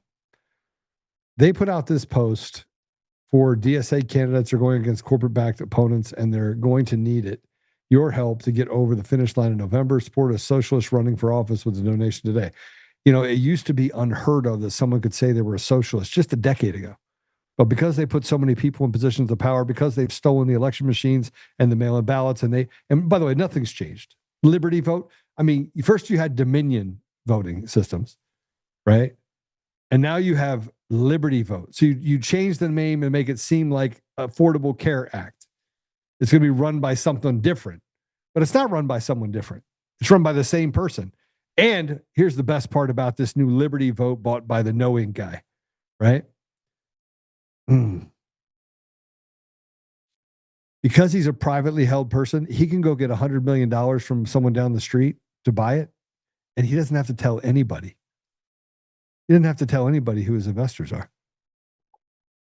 We have got to the point where the for-profit system of stealing our vote has become an elitist game. But the reason why I say this is because they put this up and it says 1,600 people saw it. And up until October 9th, most people, I mean, it was like 1 or 2 likes. This one had eight people that hearted it, 2 people that commented on it, 1 share. As you go further and you look at DSA, you'll have stuff that says 66,000 people, but only 23 people liked it. This is what bots do. Bots create an environment where you think at some point this is a popular idea. It's not a popular idea. And one of the things that they are trying to do inside of this Democrat Social America is that they want to raise by their own standards, not by me saying this is their own standards. They want to raise wages, cap rent, make it so that the borders are wide open, but take care of the Palestinians and make sure they have solidarity. Now, how in the world, if you rent control and keep rents down, do you pay people more? Just square it for me. Square. Anything, square it for me. Well, I can tell you what you do is you fudge the numbers for a long time until it hits a point that you can no longer ignore it. And that's when you kill 10 million of them. Like 33. I'm not being sarcastic. That's what you did. You promise everything. And then once the bill finally gets due, then you kill them all. Show me a communist society where that didn't happen. I'm not joking. It's how do you square it? Well, here's the thing: is we don't actually have enough food. We're going to tell everyone that because that's how we get into power and get the rifles and the tanks. And when they get a little uppity, we're going to do a little. We're going to call it cleansing. Well, people, and that's in line with what they said, where they have to eliminate 95% of the population. Here's Mamdani promising things he can't promise. This is how much the liars have gotten desperate. They're going to lie so spectacularly that you'll never see it coming. Let's go ahead and play it. To afford the more than 12% increase in rent-stabilized apartments under this Mayor Adams administration, and struggle to afford what has now grown more than $20,000 a year in childcare costs. And so what we are releasing today is the cost saved calculator, where you can go to Zahran for nyc.com/calculator and see just how much each of these big 3 items will save you in your lives. Because when it comes to free buses, each rider will save over $2,000 a year. That's $1.3 billion a year for all riders. When it comes to universal childcare, we're speaking about $22,200 a year, which together is $5.5 billion for every New Yorker across this city. And when it comes to a rent freeze, we are speaking about $1,750 saved every single year. And together that amounts to more than $1.7 billion in its first year. These are the figures that add up in the lives of New Yorkers. These are the figures that together would save the people of this city more than $8 billion. Who pays for it, Tommy? I was going to ask, that's a very interesting bus. Well, it's even better than that, because the woman that was killed on the train. See, the left is not stopping until we stop them, until we literally push them into the deep, darkest devil's hole they came out of. They're not going to stop. You had a guy that was arrested 39 times, over 25 felonies, and is out on the street, kills a woman, stabs her just brutally to death. This is what he also says. Let's play the next one. the jail population of Rikers has increased since Eric Adams has come into office by more than 1,000 additional incarcerated New Yorkers. And what is quite staggering to me is that we know that we can reduce that jail population to less than 4,000. I mean, Vital City had an article about a number of different proposals that could reduce it to 3,700. And some of this also just has to look at the average stay on Rikers in the 90s was 50 days. Now it's more than 100. There are more than 1,500 people on Rikers who have been held there for more than a year. So I do think many of the reforms that have to be made are also reforms around the court system and ensuring that people are actually having. So we're going to put more people out on the street. Yeah. I want you to notice a couple things that they did not say. They did not talk about education reform and actually making sure that kids graduate from high school with the ability to read. They did not talk about taking fentanyl off the streets. They did not talk about getting rid of illegals and some of the illegal crime or the gang violence that happens in the city. You have to pay more attention to what he's not telling you than what he is telling you. Because that's where you really get into making sure you can sustain all the corruption and evil of the Democrat Party.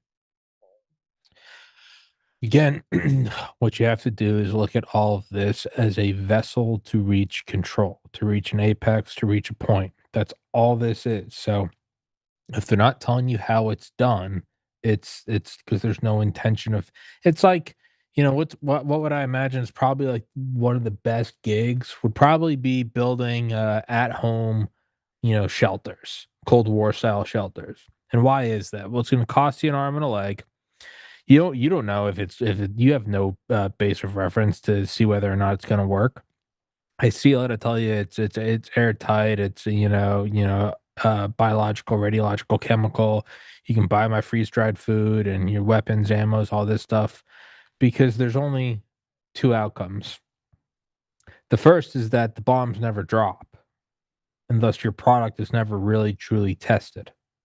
The second is the bombs drop, and either they're dead or you're dead. Regardless, no one's walking across an irradiated wasteland to say, hey, your bunker didn't work. No, you're dead. The entire city's gone. It's a smoldering ember of a continent. Now, if your goal is to just make money, that's a pretty good way to go about it. Promise it, you'll never have to deal with it, because if the push comes to shove, you're probably dead anyway. That's what a lot of this stuff. You don't need to be based in reality. It doesn't matter if you actually have puppies and candy in the van. You just want to get the kid. That's what these people are. There is no long-term sustainability. Is it feasible? That's what Gabe was saying. That's what a father does. How are we going to make sure we do this? How are we going to make sure we have enough for everybody? That's what a loving, caring person does. That's what a loving, caring leader does. That's not what this is. Understand what this is. It's a naked pursuit of power. You want free buses? Yeah, they're free. They're absolutely free. It doesn't matter how it's all made up. It doesn't matter. You spend more time in prison. Well, why were they spending 50 days in prison versus 100? What were they? Oh, you raped a child? No. We're not going to go on that. What we're going to say is less people in prison, because it doesn't matter. If it is a pursuit to just if it's a pump and dump penny stock scheme, you don't care if there's long-term growth and what are we going to do in Q3 of 2028 and build a new fabrication plant. That's what a real CEO does who cares about his company. If you're just trying to pump and dump and get a couple billion and throw it in offshore, fake your death, get a G6 and, go to the Caribbean, you'll tell anyone anything they want. Yeah, we're opening up 10 new factories. Yeah, they're all going to be great. We're going to build those buses.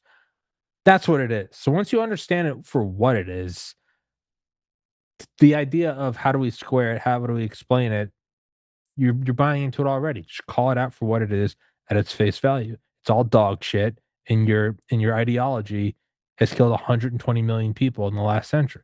It's what it is. It's just what it is. Well, I got to tell you that it is the part that irritates me is that we don't learn from history, and we don't understand that, frankly, not everyone is going to have everything. There's going to be times that, frankly, it's really bad for some people. and you can do your best to try and increase the quality of life for people in your community, but that takes an active interest in their education standards and getting rid of and having a zero tolerance on crime. That is where you actually get to a better life. If you are soft on crime and you take away the ability to hold people accountable for crime, so there's just some people you cannot save, Tommy. You can't save them. You can't save people that are deep into drugs that institutionally had problems their entire life, or they're mentally ill. You can't save them. You can't save them. They're not the ones you should be trying to save. It's the next generation that's coming up. Now, you can do the best you can to help someone out in their 20s and 30s and 40s and hope that you can give them the ability to recover. But if they don't, it's on them. But the kids coming up, those are the ones you have to break the cycle. And right now, they're increasing the cycle by allowing all of this nonsense to exist and cutting off penises and grooming children. What's that? Now you're looking at it as a self-made dude and a father and a God-fearing American. What you're not looking at it is, I want you to look at it as pretend this is just a video game and you're a psychopath and you don't give a shit. But that is why we have this problem. But that's what I mean, is that's what they break the cycle. The cycle is your voter base. What are you talking about? I mean, less fathers. What are you doing? Now, and like you said, you cannot save everybody. And that's what that is. That doesn't make someone cold for saying that. What that means is it means you're an adult and you're looking at it for what it is. Same way in, combat doctors. The same reason there's triage is because it's not all unicorns and rainbows. That guy's missing both legs and his femorals, dumping out blood on the side of a mountain. Hey, man, he's not going to make it. Okay? Doesn't mean you don't care for him. Doesn't mean you're not going to think about it every day for the rest of your life. What it does mean is I can either try to care for all 10 people here and most of them will die, or you can look at the guy with his intestines blown out and go, that guy's probably KIA. But we have these guys over here where if we stop the bleeding, we can get them back to base and they can live to see another day. That doesn't make you a cold person. It makes you a realist. The people who say that is a cold, the people who say that is cold are children. Who they want everyone how come to they're die? not out safe? And you go, you'll understand when you're older. And the thing is so if you look at this and you go, not everyone is going to have everything. That doesn't mean that you're a bad person. It means you're a realist. And you go, well, then who should we try to help the most? Probably the children who have not had when you're an adult, I'm 35. If I tank the podcast, stop doing shows, stop any of my responsibilities, that's on me. I'm an adult in my free will and I destroyed my life. And people close to me could try to help or whatever, but hey, ultimately, I'm an adult. What you don't want to do is you don't want to throw the 6-year-old under the bus. You want to look at them and go, if we have limited resources and we're going to triage this, I am less concerned. It doesn't mean I don't care for them. It doesn't mean I'm not my brother's keeper. It does not mean I try to be Christ-like. I'm less concerned about the 55-year-old crackhead and if he can get on a bus than I am about, let's make sure those kids can get on a bus, because you do have to choose. You cannot have it all. There are finite resources. That is just the basis of this fundamental reality. And as Voltaire said, those who can convince you of absurdities can make you commit atrocities. These are the people that reality doesn't mean anything. You're a guy? No, you're not. You feel like a woman? Chop it off. It doesn't matter. That bleeds over into, you want buses? They're free. They're fast. You're in prison? Less but prison who's going to pay? Who's going to pay the $10 billion? Who's going to take care None of the it matters. None of it matters. It's a quick glide to the top. They got rid of guns. Can't you have a gun? So the only people that have guns in New York City are the cops and the criminals, and sometimes they're the same people. Right? Yeah. So you have here's New York City attorney is sounding the alarm on socialist Zerhan because he wants to now abolish. He's promising to abolish misdemeanors. This guy. Go ahead and play it. Oh. All right, I'm Sweeney. I am down here outside of the district's attorney's office here in Lower Manhattan. And for all the videos I have ever published, guys, I have never once asked you to reshare them. I've never once said spread them to your friends and make them go viral. But as God is my witness, I hope this one goes mega viral with no vested interest to myself, only for the safety of New York City residents. And it'll be a short one, okay? I'm going to start off with a demand. I'm going to paint you a very scary picture, and then I'm going to end it with a question. And here's my demand. Stop pissing on my leg and telling me that it's just fucking raining. For all you folks that are saying, oh, Zoran's not radical, he's just capitalism with a few social programs. He just came out with a press release saying he wants to abolish misdemeanors. And thankfully for you guys, I'm an attorney, so I can explain to you guys what a few misdemeanors are, all right? Third-degree assault, third-degree drug possession, theft, larceny, DWI, forcible touching. For that crusade of women that was across, social media last summer saying, where are all the strong men that aren't coming up to protect us when someone touches us on a subway? Even if I did what I wanted to do, which is step up and knock someone's fucking teeth out, Zoran would arrive and say, cops, let him go. That was just a forcible touching. It's not a jailable offense, which leads me to my final question. Zoran, what kind of fucking peyote are you smoking? That's the truth. That's the guy. By the way, find out, Tommy, who this guy is. I want him on the show. Find him. I'll take a note of it. I want him. By the way, the Democrats have been instructed to pretend they've never heard of Antifa. And what we're dealing with right now is this Antifa on the streets. These are the stormtroopers of the Democrats. This is the DSA. All right, but let's go ahead and play this cut A. So the fact that there is no, nobody even knows what it is. The first person I ever heard use the word Antifa was Donald J. Trump when he was going on about how there were good people on both sides in Charlottesville. That's the first time I ever heard anyone use the term. So now it's this amorphous thing, and if nobody's really Antifa, then everybody could be. And the reason you can't find them is because they're just that crafty. This guy's a retard. He's a retard.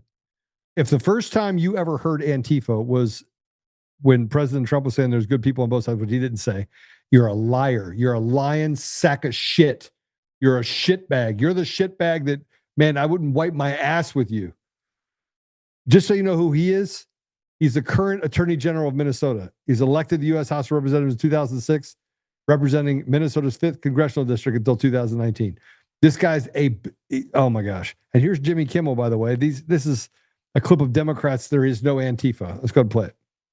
There's no Antifa. This is an entirely imaginary organization. There is not an Antifa. Like, I don't even know what Antifa is. There is no group. It's not even like far-right groups like the Proud Boys and Oath Keepers. Compared to right-wing extremists, Antifa-linked violence is rare and limited. It isn't an organization. It is in many ways mythology. It's not like the Proud Boys or the Oath Keepers, sort of defined terrorist organizations with leadership that leads violence. It's not a highly organized movement. It's a moniker. It's not a unified group like the Proud Boys are. Things like Antifa are things that are thought up. It's all in this guise of going after Antifa, which is nothing. There's no organization called Antifa. Nobody's a member of Antifa because it doesn't exist. They are just declaring into existence something that doesn't exist. There is no Antifa organization, so maybe that's good for social media,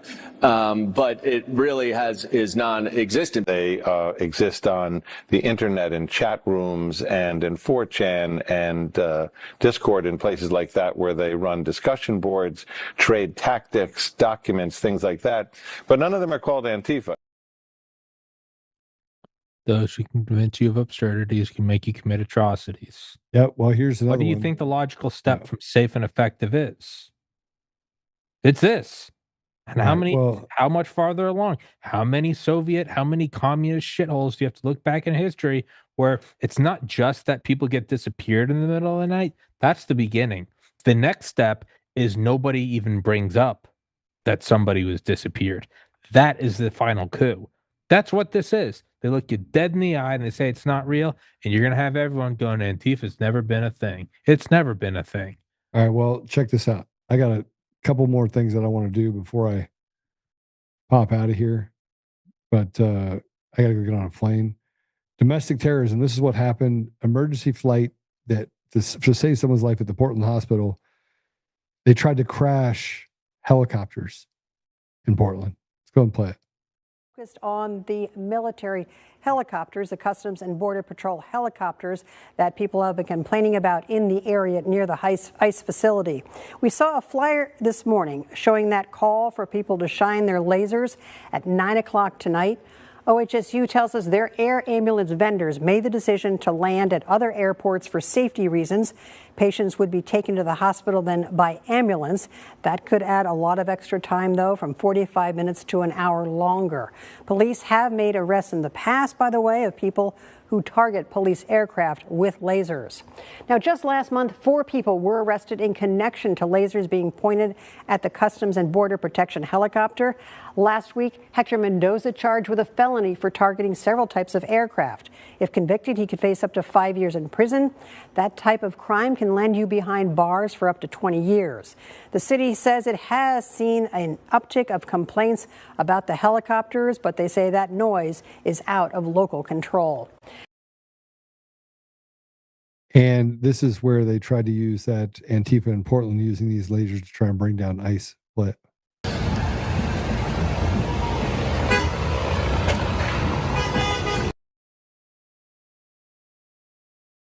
By the way, guys gotten 10, 15 years for putting a laser on an airplane. Oh, everyone with a brain. I knew that in college back in 2010, where we'd get drunk and steal mailboxes and stuff.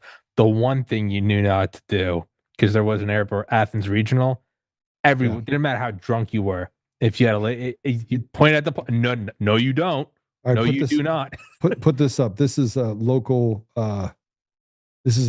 trans activist, tranny activist behind the banned Antifa Twitter account, says she's proud of her demands for violence and calls for others to set up radical left-wing groups.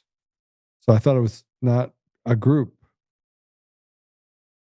Well, they don't exist, Joe. This person works for the Colorado Times Reporter, a left-wing. Yeah, this is Sean Beadle, transgender activist turned journalist, by the way, who was kicked out of a school because he's a pedophile who tried to recruit children inside of a high school. Yeah, man, they're pedophile demons from hell. Yeah, let me just show you this. This is Antifa operates.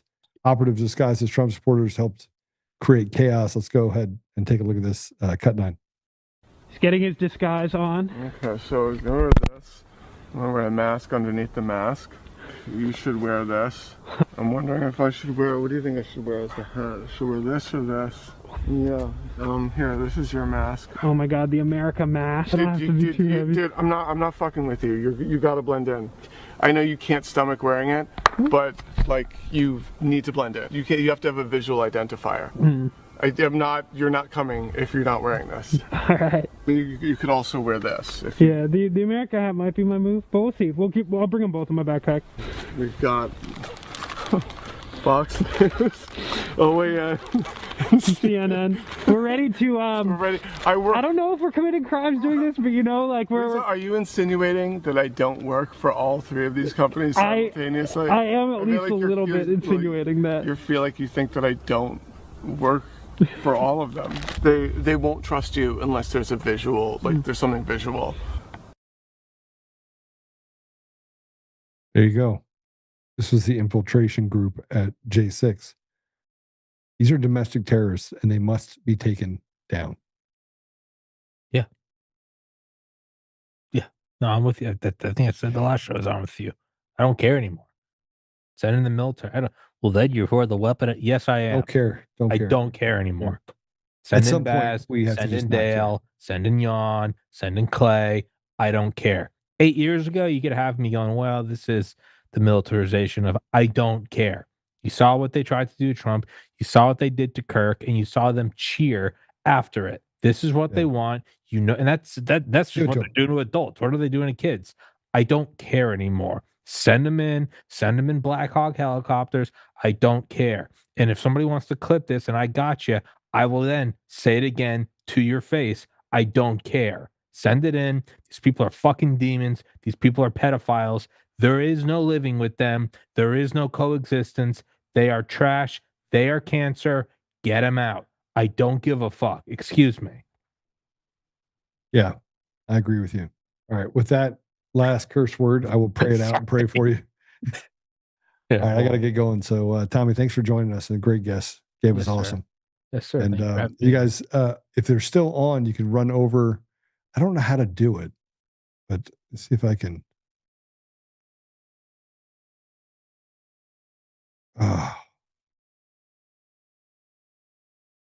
Anyway, if you guys wanted to go over and see Viva Fry, say hi to him after we're done. All right, let's pray it out. Father God, thank you for just giving us the strength and the courage to keep fighting. Thank you, Father, for the blessings you put in our lives and the people that you put in our lives. I know, Father, we're in that place where it just feels like a little bit perilous at times, but we thank you for giving us hope. And I would just ask you to lift the burden off of people's shoulders and to protect people exclusively. I mean, if I'm talking about a person, Tina Peters, who is in jail right now because of these rotted radical demons in Colorado. Father, I just ask that you get it to a place where we can have justice prevail, and that those people that are responsible for stealing the voice of American people are held accountable. I say these things, Father, humbly in Jesus' name. Amen. All right. I'll see you later. All right, Joe. Have a good Take flight. care. Guys, thank you so much. And I'll see you guys tomorrow. All right. God bless you. All right, brother. Take it Hey, easy. play the song. Play the song out. Play the song out. Play us out, Austin. All right. Thank you. All right. Take it easy, guys.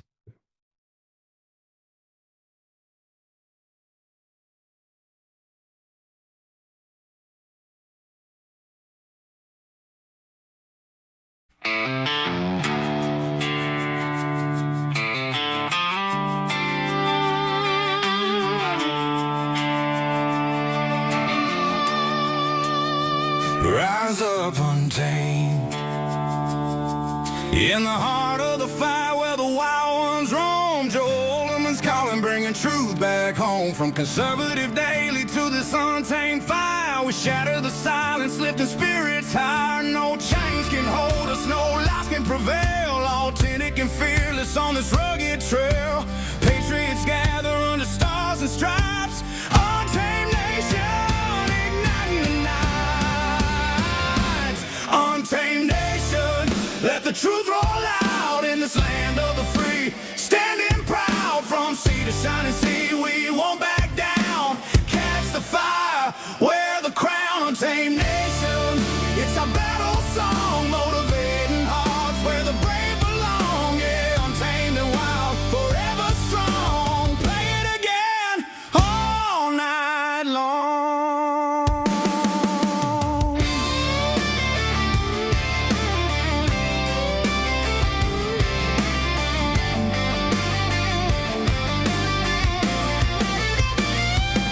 Break the mold, chase the real. No more games, time to heal. Joe's voice leads the untamed crew. Truth matters through and through. Untamed nation, let the truth roll out in this land of the free. Standing proud from sea to shining sea, we won't back down. Catch the fire, wear the crown. Untamed nation, it's our battle song, motivating hearts where the brave belong. Yeah, untamed and wild, forever